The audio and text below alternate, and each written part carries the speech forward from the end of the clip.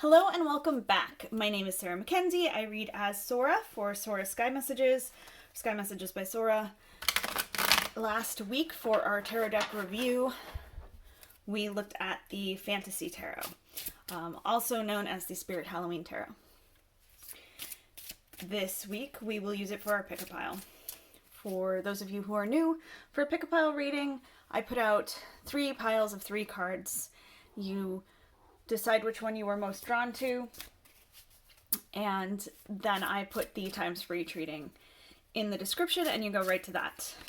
And while I'm shuffling, I'm going to thank you for liking, subscribing, sharing. It really does help get these videos to people, as well as get me out to the people who need them. I do read professionally. The YouTube channel is really more of a fun kind of passion project for me, because I've always wanted to really help people find the right tarot deck for them. I've seen so many people that I have taught get discouraged and not start right away because they don't connect to the deck. And so helping people find one that might help them so that they can learn has been really important to me. So I really appreciate all of that. If you would like a personalized private reading, head over to my website. If you don't find a time and day that works for you, you are welcome to email me and we will set something up. If you're in the Pittsburgh area, keep an eye out on my website and social media to see where I will be for events and pop-ups.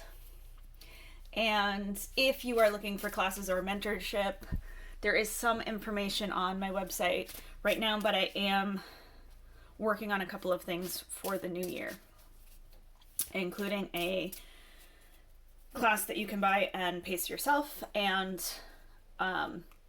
classes, mostly remote, that you can join. But that sort of thing is always available for setup. I'm just working on the different ways I'm going to be doing it for others to make it easier and more flexible for my students. So now that we've gone through all that and I have everything thoroughly shuffled, here is pile number 1, pile number 2, and pile number 3. 1, 2, 3. Pay attention to which one feels right to you. If you need to pause it, go ahead, take a deep breath, whatever you need to do, and come back. And I'm going to get started with reading number 1, pile number 1. So we have Justice, the King of Pentacles, and the Knight of Cups. So Justice is a card of seeking fairness, seeking the truth, seeking answers. It is very much action consequence, A to B. It is not generally very emotional. It is more analytical, trying to find the truth.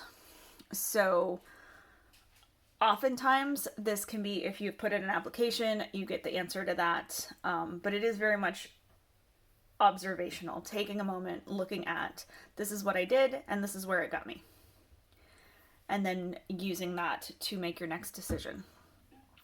Now the King of Pentacles is a card of generosity. Quite often they are small business owners. He is the person who knows what to do with his resources. He knows how to delegate, but he can also take charge and just go through it, because he has been through the ups and downs of the Pentacles. He has had everything he's needed and he has had nothing, and he has always found his way back. He has this confidence that allows him to try different things, whether that is investing. And when I say investing, I do not always mean money.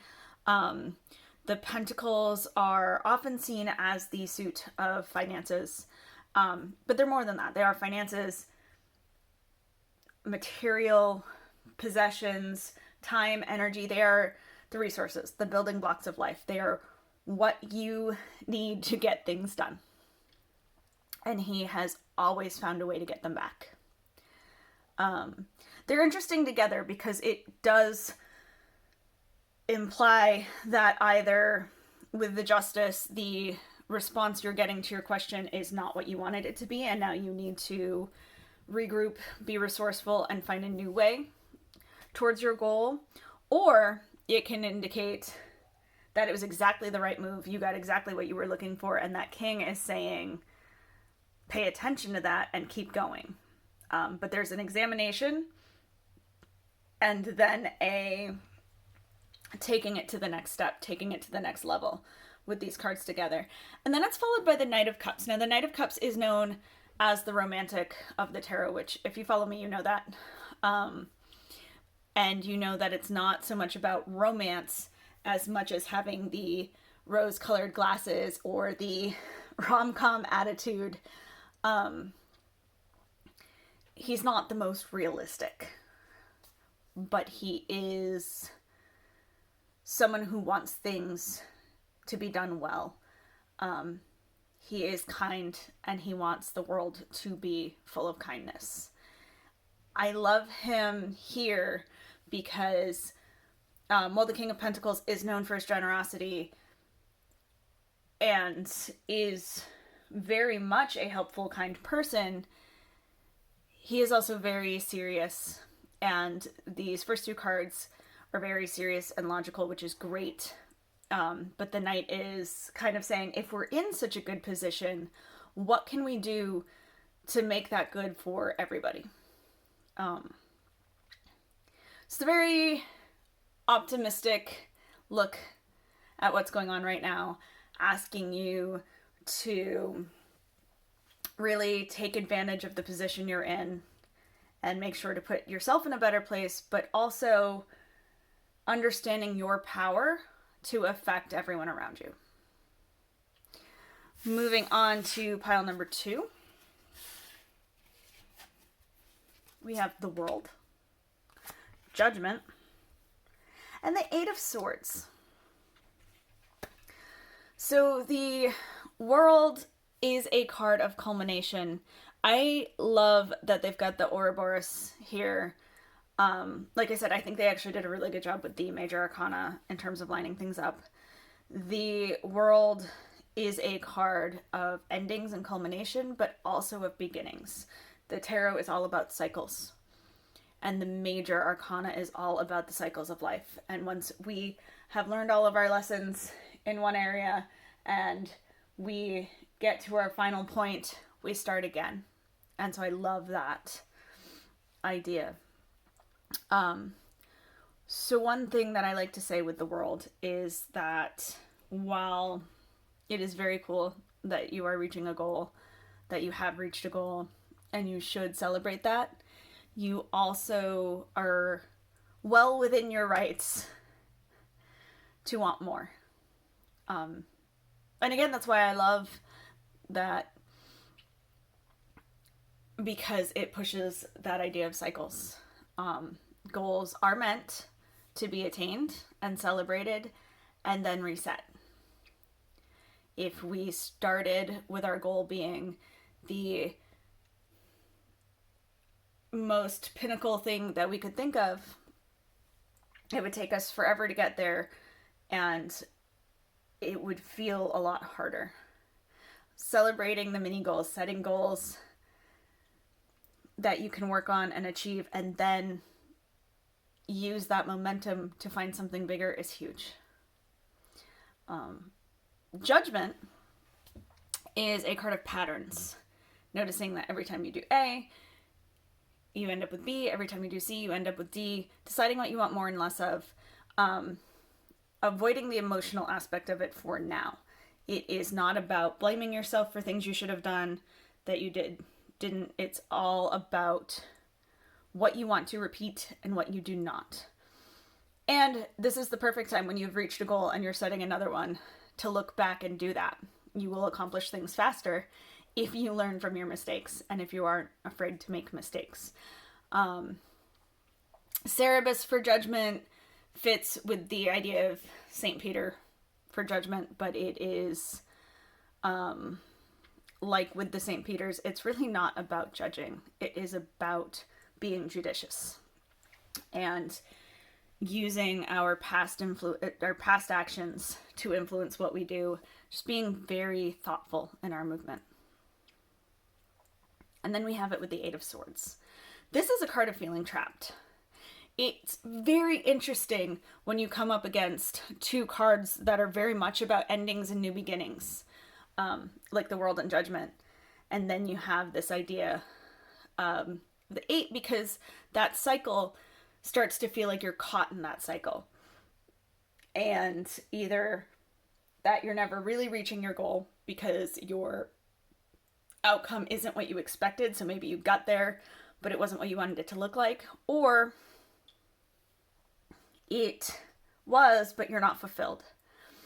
The Eight of Swords comes in to say you're not trapped. Even if you feel that way, you are actually just too close to the situation. The Eight of Swords is always an interesting one because it really says the solutions are there. It's just that there is something in your way so that you can't see them. And to me, the key to that is back to that idea of judgment as looking at patterns instead of judgment as judging ourselves. Because one of the biggest mental blocks that presents us with things like the Eight of Swords is feeling like we can't fix something, and so we can't see where we could do it, if that makes sense. It's essentially self-fulfilling prophecy. Not being able to look at the actions and decide which ones you're going to take so much as being caught up in the ones you took that you wish you hadn't. Again, we need to understand that these things take time. So you need to be able to look at it, say, this is what I did, this is what I want to do, and then just take the next right step, which I think is from Frozen 2. But it really is true. It just take the next step. Work your way out of that Eight of Swords slowly and get yourself back into more of the World and Judgment cycle. So it's going to be some mixed feelings, because there's a lot to celebrate, but you need to make sure you're in the headspace to celebrate. Good luck. Moving on to pile number 3. We have the Queen of Cups, the Queen of Swords, and the Two of Pentacles. With all that Queen energy, that is a lot of compassion, of nurturing, and of emotion, especially with the Queen of Cups. The Queens and the Cups are both the water element. They are relationships, emotions. In terms of court cards, they're about compassion and nurturing, and being in tune with your feelings. As such, though, there may be times where you feel like it's too much with the emotion. And that's okay. You may need to take a step back. I love that with the Queen of Swords because she is all about observation. She is all about the processing and adding that thought energy, that communication energy back in. So you may find that you're very up in your feelings the beginning of the week or, the beginning of the next few days, and you are feeling overwhelmed and like you want to take care of everyone and everything around you, but you do not have the energy. The Queen of Swords asks you to make more of an observation as to who really needs you to take care of them. Sometimes when we're so used to being the caretaker of everyone around us, we rush in to help even when there is no help needed. So the Queen of Swords asks you to really look and see how much of this you need to be doing. And then that is further emphasized by the Two of Pentacles. You see, he is balanced, but that elf isn't going to stay that way forever. He has a lot that he's doing, and eventually he's either going to run out of arrows or he's going to need to hop down off that tree. So this card shows up when we have too much responsibility. But it also asks us how much of that responsibility is really our responsibility. When you have the weight of the world resting on your shoulders, it asks you how much of that is yours. So this is kind of a message of looking at what you are doing in terms of how you are handling others and your relationships with others, and how much of it really needs the amount of energy you're putting into it, and how much of it could use a step back.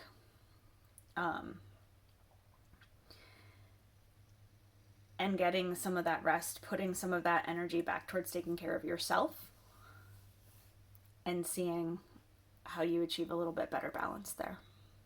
Good luck. Thank you so much. I hope you have a wonderful week.